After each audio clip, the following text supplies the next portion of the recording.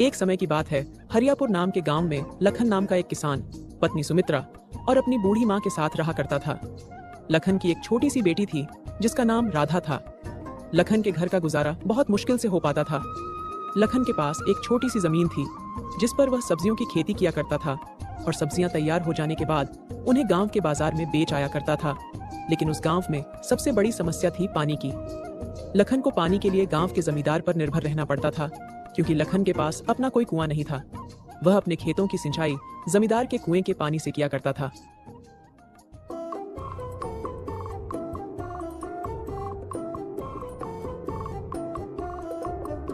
सब्जी ले लो, हरी भरी ताजी ताजी सब्जियां ले लो, केवल 20 रुपए किलो। केवल 20 रुपए किलो में हरी भरी ताजी ताजी सब्जियां ले लो। अरे लखन बेटा कैसे हो? घर में सब ठीक तो है ना? और राधा बिटिया कैसी है? काका, मैं ठीक हूँ, घर में भी सब ठीक है और राधा भी बिल्कुल ठीक है। बोलिए काका, क्या चाहिए आपको? बिल्कुल ताजी ताजी सब्जियां हैं, अभी अभी खेत से तोड़ कर लाया हूँ। बोलिए, क्या बांध दूं आपके लिए? लखन बेटा, मेरे लिए 1 किलो टमाटर और 1 किलो खीरा बांध दो। ठीक है काका, अभी बांध देता हूँ।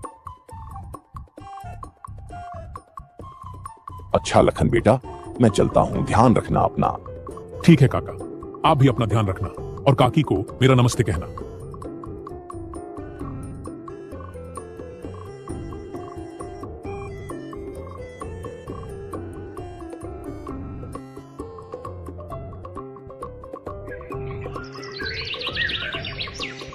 सुमित्रा, आज की सारी सब्जियां भी बिक गई। यह लो, ये पैसे संभाल के रख देना। मैं सोच रहा हूं इस बार खेती के लिए बाजार से अच्छी गुणवत्ता वाले खाद ले आऊं। इससे हमारी सब्जियों की पैदावार और अच्छी होगी। जी, ये तो बहुत ही अच्छा विचार है। जितनी अच्छी सब्जियां होगी उतना ज्यादा लोग हमारी सब्जियां खरीदना पसंद करेंगे।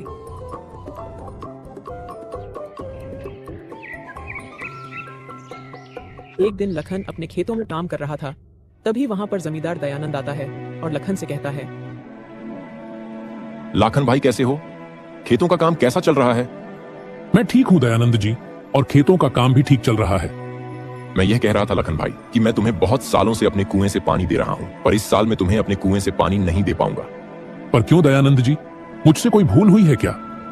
नहीं लखन भाई, वह बात नहीं है। दरअसल तुम्हें तो पता ही है ना कि इस साल कितनी गर्मी बढ़ी है।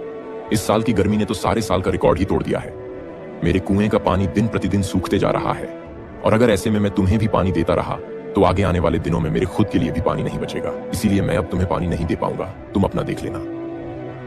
आप मेरे साथ ऐसा क्यों कर रहे हैं दयानंद जी? ऐसा मत करिए, भला मैं कहां से पानी लाऊंगा? इतने सालों से तो मैं आपसे ही पानी ले रहा हूं, और अगर आपने अब पानी देना बंद कर दिया तो बिना पानी के मेरे खेतों की सारी सब्जियां सूख जाएगी।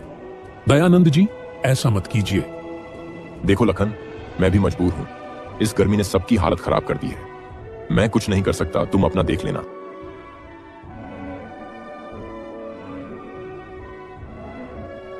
ये सुनकर लखन मन ही मन बहुत दुखी हो जाता है और घर जाकर सारी बात अपनी पत्नी को बताता है। ये क्या हो गया भाग्यवान? अब यह कौन सी नई विपदा आ पड़ी है? अब हमारे घर का गुजारा कैसे होगा? बिना पानी के हमारे खेतों की सिंचाई कैसी होगी? हे प्रभु, आप तो सब देख रहे हैं ना, अब आप ही कुछ हमारी मदद करो प्रभु, हम बड़ी दुविधा में हैं। लखन जी, आप चिंता मत कीजिए, एक बार मैं दयानंद जी से बात करके देखती हूँ। यह कहकर सुमित्रा जमींदार से मिलने उनके घर की ओर निकल पड़ती है।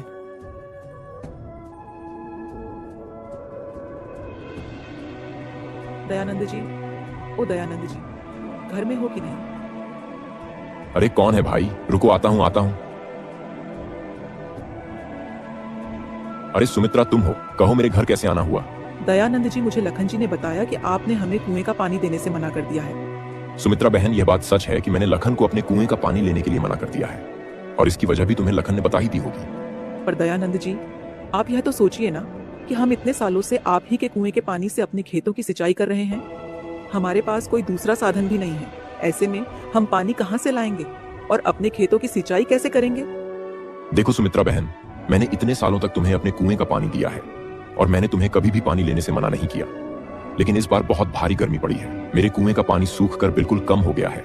अगर मैं तुम्हें अपने कुएं का पानी देता रहूंगा तो तो इस गर्मी में मुझे पानी की बहुत परेशानी होगी। सुमित्रा जमींदार दयानंद को कुएं का पानी देने के लिए बहुत मनाने की कोशिश करती है, मगर जमींदार नहीं मानता है और सुमित्रा दुखी होकर थक हार अपने घर की ओर निकल पड़ती है।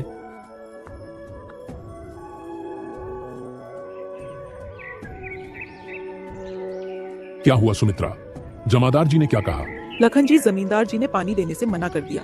वह कह रहे थे अगर मैं तुम्हें पानी देता हूँ तो मुझे गर्मियों में बहुत परेशानी होगी। पानी के बिना क्या होगा भाग्यवान?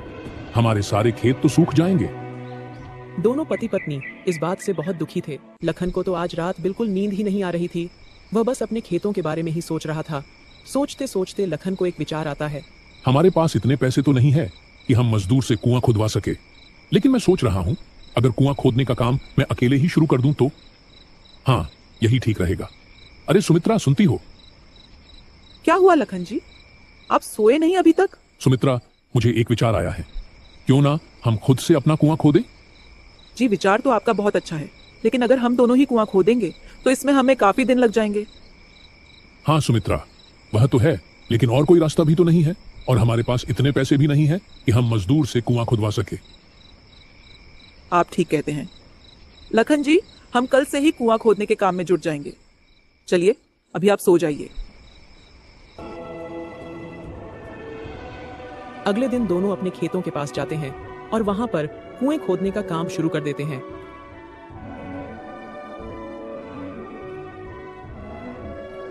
लखन जी, इस बार तो बहुत ज्यादा गर्मी पड़ी है। इतनी गर्मी में तो बहुत बुरा हाल हो रहा है। बार बार प्यास लग रही है। हाँ सुमित्रा, पर हमें धैर्य से काम लेना होगा। माना कि इस साल गर्मी बहुत ज्यादा है, लेकिन हमारे पास बस एक यही रास्ता है। इतना कहकर दोनों फिर से कड़कती धूप में कुएं खोदने का काम शुरू कर देते हैं। 15 दिन की कड़ी मेहनत के बाद आखिरकार कुआं तैयार हो जाता है, लेकिन इस बार इतनी कड़ी गर्मी पड़ी थी कि इतनी गहराई तक कुआं खोदने के बाद भी कुएं में एक बूंद पानी नहीं था। ये देख लखन और सुमित्रा बहुत निराश हो जाते हैं। निराश मन से दोनों घर आ जाते हैं और अपनी आंगन के पेड़ की छांव में बैठकर आराम करते हैं। हे भाग्यवान, इतनी मेहनत करने के बाद भी एक बूंद पानी नसीब नहीं हुआ। हाय रे गर्मी, अब तो घर में भी पानी नहीं बचा है। बहुत मुश्किल से 2 घड़े संभाल कर रखे थे, वह भी खर्च हो गए। सुमित्रा, बहुत प्यास लगी है, अंदर जाकर देखो क्या घड़े में थोड़ा सा पानी है। हाँ ठीक है, अभी देखती हूँ।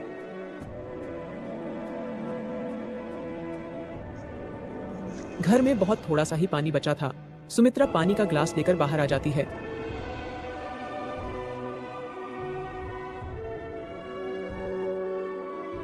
बेटा, क्या थोड़ा सा पानी मिलेगा? बहुत प्यासा हूँ, गला प्यास से सूखे जा रहा है। दूर दूर तक कहीं पानी नहीं दिखा। सुमित्रा और लखन साधु की ऐसी हालत देखकर उन्हें पानी दे देते हैं।